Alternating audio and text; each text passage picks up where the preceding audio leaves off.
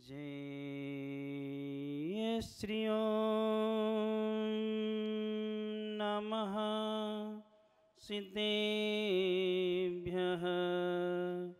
जय श्री ओम नमः सिद्धेभ्यः।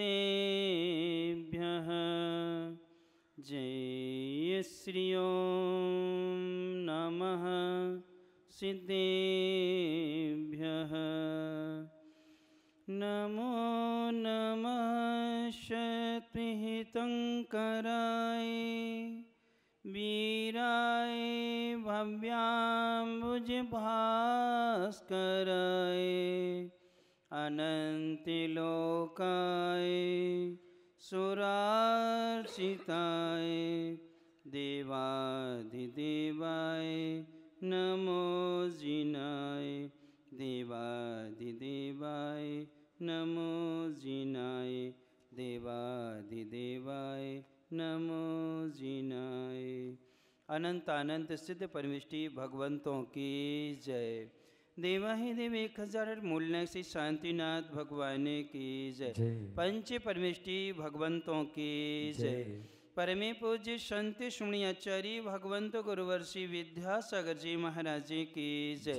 परमे पूज्य नवाचार्य श्री समय सागर जी महाराज जी की जय। परमे पूज्य मुनिवर्षि अजित सागर जी महाराज जी की जय। पूज्य मुनिषि निराग सागर जी महाराज जी की जय। 2.5 में 3 कम 9 करोड़ महामुनिराजों की जय। बोली परम पूज्य अलगवासी विवेकानंद सागर जी महाराज जी की, समस्त मुनि आचार्य संघ की जय। धर्मश्री बंधु, एक आचार्य भक्ति में कारिका आती है, गुरु भक्ति संजमेने तरंती संसार शायरम घोरम क्षणंती अठ कम्मम जम्मण मरणम न पावेंती। इस लघु कारिका में बहुत अच्छा सार भरत भी लिखा है कि गुरु भक्ति और संयम से इस संसार से लोग क्या होते हैं, पार हो जाते हैं। 8 कर्मों का भी नाश करके मोक्ष को भी क्या करते हैं, प्राप्त करते हैं। कितनी चीज़ें चाहिए होती हैं, गुरु भक्ति और संयम, दोनों चीज़ें मिलती हैं तभी अपना ये कार्य सिद्ध होता है, संसार से पार होते हैं। देवों में गुरु भक्ति बहुत होती है। किन में? देवों जैसी भक्ति अपन सब कोई भी नहीं कर सकता है, उनमें भक्ति बहुत होती है। लेकिन क्या नहीं है उनमें? संयम नहीं है। क्या नहीं है? संयम नहीं है। इसलिए वो संसार से पार नहीं हो पाते हैं, वो संवर पूर्वक कर्म की निर्जना नहीं कर पाते हैं। इसके बाद में दूसरा देखा जाए, गुरु भक्ति तो नहीं है लेकिन संयम उनमें होता है। ऐसे संयमी त्रियंच हो करके भी स्वर्ग की पूर्ति करते हैं। कहाँ? स्वयंभू रमण नाम का जो द्वीप होता है वहाँ पर असंख्यात त्रियंच संयमी होते हैं। कौन होते हैं? असंख्यात त्रियंच जो हैं वो संयमी होते हैं और स्वर्ग की सबसे ज़्यादा पूर्ति संयमी त्रियंचों से होती है, अर्थात वह संवर कर लेते हैं और कर्म की निर्जना भी कर लेते हैं। इसलिए जीवन को यदि ऊर्ध्व गमन की ओर ले जाना है तो संयम का सहारा लेना क्या होता है, अनिवार्य होता है। जैसे एक किसान होता है या सब्जी लगाने वाले जो होते हैं, यहाँ आप लोग घरों में कभी गमला आदि में कोई चीज़ लगाते हैं, लौकी गिलकी आदि जो भी लगाते हैं, जब पेड़ होता है आगे बढ़ता है तो उसके सामने आप लकड़ी का क्या कर देते हैं, एक सहारा लगा दे, या दीवार के सहारे उस बॉल को क्या करते हैं, तो लता को चढ़ा देते हैं तो धीरे धीरे क्या होती वो आगे बढ़ती है। यदि दीवार का या लकड़ी का सहारा ना मिले तो वह ऊर्ध्व गमन नहीं कर पाती है, ना फलित होती ना फूलित होती है, दोनों चीज़ें नहीं आती हैं। और जमीन में छोड़ दिया तो क्या हो जाती, वो नष्ट हो जाती है। ऐसी अपना जीवन है, जीवन में सहारे की आवश्यकता होती है। यदि हमने थोड़ा सा गुरु भक्ति का सहारा ले लिया और गुरु भक्ति के साथ में संयम का सहारा ले लिया तो अपनी भी क्या होने लगती है, ऊर्ध्व गमन ऊर्ध्व गति होना क्या होती है, प्रारंभ हुआ करती है। इसलिए लौकिक में देखा जाए एक बहुत अच्छी गाड़ी है, कौन सी है? क्यों भैया, कौन सी तकलीफ हो गई थी तुम्हारे लिए?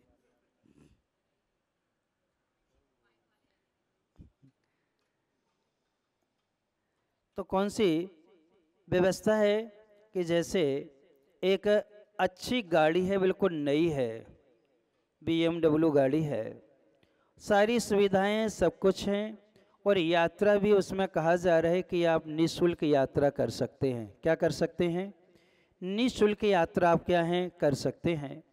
जब निःशुल्क यात्रा के लिए आपसे कहा है, सारी सुविधाएं, अच्छी गाड़ी, सब कुछ है, और जैसे ही आप बैठने लगें उसी समय इतना संकेत कर दिया जाएगा, इस गाड़ी में ब्रेक नहीं है।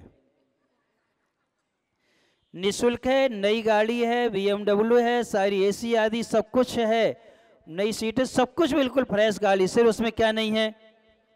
तो बगैर ब्रेक की गाड़ी में आप बैठना पसंद करेंगे क्या? भले फ्री में यात्रा हो रही है, फिर भी आप क्या करोगे? ब्रेक वाली गाड़ी में बैठोगे, भले किराया कितना भी क्यों ना लग जाए, लेकिन बैठेंगे तो किस में बैठेंगे? बगैर ब्रेक की गाड़ी में। अब आप लोगों की जो गाड़ी है वो कैसी है? कैसी है? आपकी जो यात्रा चल रही है वो यात्रा कैसी है? ब्रेक वाली है कि बगैर ब्रेक की है? यदि हमारी गाड़ी बगैर ब्रेक की है तो खतरा ही खतरा है, कहीं भी वह क्या है, हमें गिरा सकती है, अर्थ हमारी सुरक्षा नहीं है। यदि जीवन में कुछ देखना है, सुविधाओं को गौण करके सुरक्षा की ओर हमारा लक्ष्य होना चाहिए, और सुरक्षा होती है अष्टमूल गुण जैसे नियमों से, अर्थात संयम के माध्यम से हम क्या कर लेते हैं? सुरक्षा को क्या कर लेते हैं? प्राप्त कर लिया करते हैं। ऐसी सुरक्षा का उपक्रम पूज्य जिनका आज हम दीक्षा दिवस मना रहे हैं, आज से 46 वर्ष पहले, और वैसे देखा जाए तो 50 वर्ष पहले की स्मृति आती है, जब वो कर्नाटक में थे, और कर्नाटक में भाई के प्रति अनुराग कहें या गुरु के प्रति भक्ति कहें, उसी से प्रेरित होकर के यहाँ दर्शन करने आए थे। और दर्शन करने आए तो उन्होंने भाई की मूर्ति नहीं, अपने ही आचार्य आराध्य परमेष्ठी की जीवंत कृति को देखा, और देख करके मन इतना विभूत हो गया कि वहां से जाने का क्या नहीं हुआ? मन नहीं हुआ। वहीं रुक गए, और रुक करके उन्होंने 76 से वही यात्रा क्या कर ली? उन्होंने 75-76 से यात्रा क्या करी? प्रारंभ की। और प्रारंभ करते करते आगे बढ़ते गए, जब आचार्य महाराज राजस्थान को छोड़ करके बुंदेलखंड में आए, और बुंदेलखंड में नैनागढ़ आदि के दर्शन करते दुरांगढ़ क्षेत्र पर पहुंचे, उस समय उनके संग में अकेले महाराज थे। कौन थे वो? आचार्य श्री अकेले महाराज थे, बाकी सब क्या थे? क्षुल्लक जी थे, एलक जी थे, क्षुल्लक जी थे। बस आचार्य महाराज ने सोचा, आकस्मिक मन में उनका भाव आया कि कम से कम पिछीधारी 2 होना चाहिए, तभी ये 2, 3, 5 होना चाहिए, और सदृश होना चाहिए, मुनि मुनि महाराज होना चाहिए, तभी आगम की व्यवस्था सही बनती है। तब उनके मन में भाव आया। तब निवेदन करने वाला पहले निवेदन कर चुके थे, अब उन्हें गुरु के ऊपर छोड़ दिया था कि जिस दिन आप कहेंगे उस दिन हम मुनि बनने के लिए क्या रहेंगे? तैयार रहेंगे। आचार्य जी शाम को केसलंच का तो कह दिया, उन्होंने कहा भी कम समय हुआ है, 2 माह भी पूरे नहीं हुए हैं। आचार्य महाराज ने इतनी कहा कि हाँ, तुम तो मात्र क्या कर लो? केस लॉन्च करना, बस इतना का सोच, बस और कुछ भी नहीं कहना। और गर्मी का समय था। अब ये तिथि जो आई है, नैनागिर में अर्थात द्रोणगिर में पहाड़ पर थे आचार्य महाराज। उसी समय मन बन गया, और सुबह सुबह आचार्य महाराज जंगल से आए, स्वाध्याय होने वाला था, और उसके बाद में उनको बुलाया समय सागर जी को। आए बैठे, इतने में बाई जी भगवान की वंदना कर रही थी, मणि बाई जी, और उन्होंने वंदना करते हुए आचार्य महाराज के दर्शन करने आई। तो उन्होंने कहा द्रव्य है अभी पूरी? उन्होंने कहा हाँ महाराज जी द्रव्य तो है, कि लाओ रख दो। बस वहीं रखी, और उनसे क्या कर दी? उनके दीक्षा के, और फिर इतना कहा कि चंदन तो होगा नहीं, केसर और मंगा लो। तो बाई जी जैसे आई, समझ वो भी नहीं समझ पाए, ये भी केसर भी ला के रख दे। जब महाराज को बुलाया, उनकी लंगोटी अलग कराई, और उन पर क्या किए? संस्कार जैसे किए। वहाँ देखने वाले संघ के कुछ महाराज भी, क्षुल्लक जी नहीं आ पाए थे क्योंकि जंगल गए थे, और 8-9 लोगों के बीच में क्या हो गई? दीक्षा हो गई। बहुत समय बाद जब आचार्य जी आहारचर्या को निकले, महाराज जी का उपवास था, वो नहीं निकले। और जब लोग आए देखने तो किस अवस्था में बैठे थे? एक गुप्त दीक्षा कहलाती है, आकस्मिक दीक्षा कहलाती है, जो एक अनोखी दीक्षा उनकी हुई थी। ऐसे उन्होंने 40 वर्ष तक की साधना को आगे बढ़ते रहे। संघ में गुरु महाराज के साथ में रहे तो ये अध्यात्म का अच्छा उनको ज्ञान था, मौन ही रहते थे। और परमेश आपने जब भी दर्शन किए होंगे, यहाँ भी आए थे, अहमदाबाद में सिटी में तो नहीं आए, बाहर के बाहर क्या थे, निकल गए थे। और आचार्य महाराज के साथ उस समय सागर योग सागर जी महाराज थे। उस समय महाराज जी भी थे, क्षुल्लक प्रज्ञा सागर जी थे। पहले भी आपके अहमदाबाद में रहे हैं और धनलक्ष्मी में तो ज़्यादा रहे हैं, और वहाँ भी रहे, आना जाना काफ़ी था। ब्रह्मचारी विनोद भैया के नाम से, ब्रह्मचारी कौन थे? राजेश भैया चांदा मैटा वाले, उनके साथ में भैया जी आते थे। और तारंगा जी की शुरुआत भी महाराज जी ने की है। ब्रह्मचारी वर्ष 96 में तारंगा जी में महाराज जी की क्षुल्लक दीक्षा हुई, प्रज्ञा सागर नाम रखा। और जब आचार्य चातुर्मास के लिए सूरत जा रहे थे, महुआ जी क्या हुआ था, चातुर्मास हुआ था, तो कहाँ से निकले थे? अहमदाबाद के बाहर बाहर निकल गए थे। तो उस समय महाराज जी भी आए थे, समय सागर जी भी थे। ऐसे महाराज जी संग में रहते रहे। आचार्य महाराज के अनन्य आज्ञानुवर्ती शिष्य थे।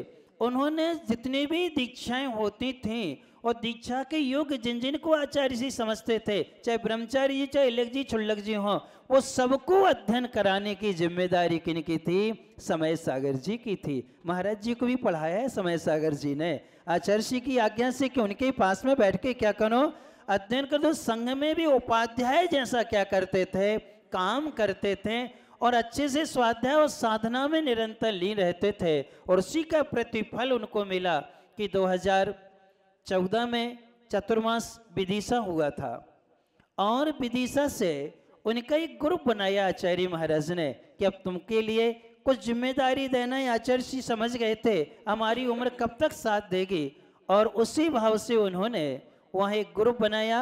और समय सागर जी, प्रसाद साई, मल्ली सागर जी, आनंद सागर जी, 4 महाराजों को क्या कराया? बिहार। और विहार करते हुए महाराज आए, और यहाँ आपके राजस्थान में भी आए हैं, बागड़ में आए। बागड़ में बागी दौरा में क्या किया उन्होंने? चतुर्मास किया। चतुर्मास के बाद वापस वहीं मध्य प्रदेश पहुँच गए। और बाद में जब उनको निर्यापक बनाया गया, और निर्यापक बनाने के बाद में बीना बारह में निर्यापक की घोषणा हुई थी। 4 निर्यापक आचार्य महाराज ने वहाँ बनाए थे। हाँ, ललितपुर में 4 निर्यापकों की घोषणा हुई थी। पूज्य समय सागर जी, पूज्य हाँ अकेले इनको बनाया था।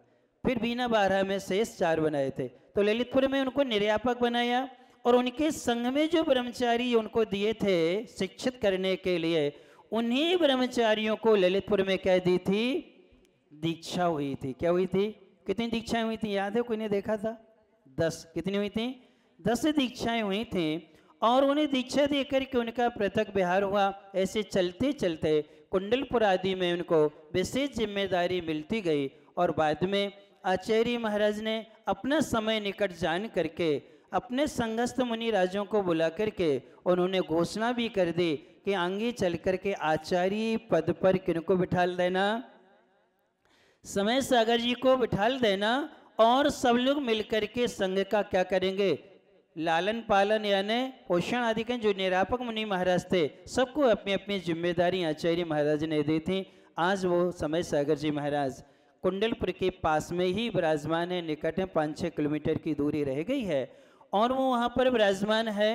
और ऐसे न भाई आचार्य का आज अपन क्या मना रहे हैं? 46वां कौन सा दिवस मना रहे हैं?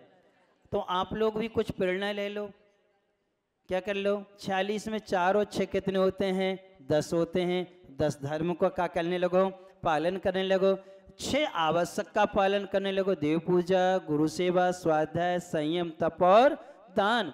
इनको करें 4 आराधनाएं करने लगे अपन। कौन कौन सी? दर्शन, ज्ञान, चारित्र और तप। ये 4 आराधनाओं से हम जुड़ते हुए पंचाचार की ओर बढ़ते हुए संवर पूर्वक निर्जरा करते हुए अपने जीवन को अच्छा और व्यवस्थित बनाएं। ये दुर्लभ अवसर होते हैं। ऐसे संयम के अनुमोदना करने स्वर्ग से लोकांतिक देव भी आते जो कभी भी नहीं आते, लेकिन तब कल्याणक में दीक्षा के समय अवश्य आते हैं। ये सौभाग्य आप सभी को मिल गया कि उनका आचार्य बनने के बाद में पहला दीक्षा दिवस आपको क्या है, अहमदाबाद वालों को मनाने मिल गया है। आप लोगों ने पहले भी नहीं मनाया होगा, समय सागर जी दीक्षा दिवस नहीं मनाया होगा, लेकिन आज आपको क्या मिला, पहली बार ये अवसर आपको क्या है मिला हुआ है। तो अपन सब संयम से जुड़ते हुए अपने जीवन को अच्छा बनाएं। और दर्शन करने का जो आपको बताया है, साल में हम एक बार तो गुरुओं के दर्शन करने अपन को क्या है अवश्य जाना चाहिए। सारे काम छोड़ के जैसे तीर्थ यात्रा करते हैं वैसे गुरु वंदना भी अपन को क्या है करना चाहिए, जिससे संस्कृति और अपना जीवन क्या है अच्छा व्यवस्थित होता है। तो अपन सब गुरु भक्ति संयम से जुड़ते अपने जीवन को अच्छा बनाएं। इन्हीं भावना सोले परमे पूज्य संत सुनी आचार्य भगवंत गुरुवर श्री विद्यासागर जी महाराज की जय। परमे पूज्य मुनिवर श्री अजित सागर जी निराग सागर जी महाराज जी की जय। परम पूज्य अभिनव आचार्य समय सागर जी महाराज की जय। समस्त मुनि आचार्य संघ की जय। चलते हैं।